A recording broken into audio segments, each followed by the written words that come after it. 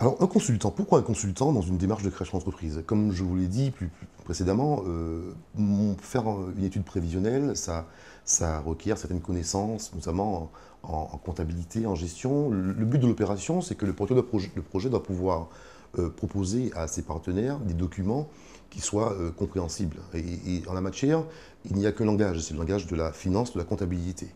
Les porteurs de projets qui peuvent effectivement, qui maîtrisent ces techniques, peuvent très bien se passer d'un consultant.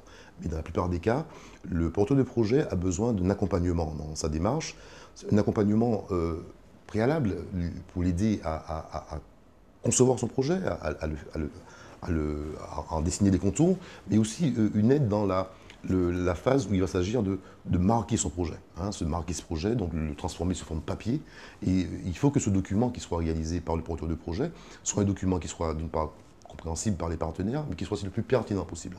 Et en l'occurrence, le consultant peut être un partenaire intéressant pour le porteur de projet, d'autant plus on va D'autant couper là. plus, d'autant Non, parce plus. que je suis en train de m'apercevoir que j'étais passé à côté d'une idée qui était plus Laissez-moi tranquille. importante.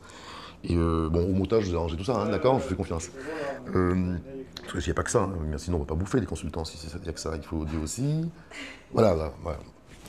Alors, le consultant, effectivement, peut accompagner le porteur de projet dans cette démarche pour l'aider à mettre en forme son projet, à le défendre auprès des partenaires.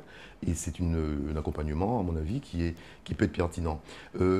Sauf que le consultant doit rester dans le domaine de l'accompagnement. Il ne s'agit pas pour le consultant de faire à la place d'eux. Trop souvent, on voit des dossiers qui sont faits par des spécialistes, qui sont bien faits, de très beaux dossiers, mais qui ne sont pas suffisamment maîtrisés par les porteurs de projets qui les ont imaginés au départ.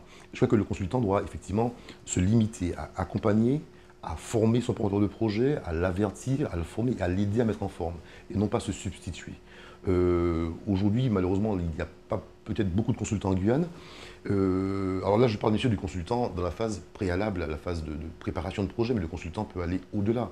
Il ne s'agit pas non plus d'aider un porteur de projet à créer une entreprise et ensuite de le lâcher dans la nature. On s'aperçoit que souvent, les difficultés de la création ne sont pas les mêmes que celles qu'on va rencontrer une fois qu'on sera en activité. Donc il s'agit là aussi, à ce niveau, d'être accompagné par un spécialiste qui pourra suivre le porteur de projet depuis la formalisation de l'idée jusqu'au premier mois de la gestion, voire les premières années de la gestion.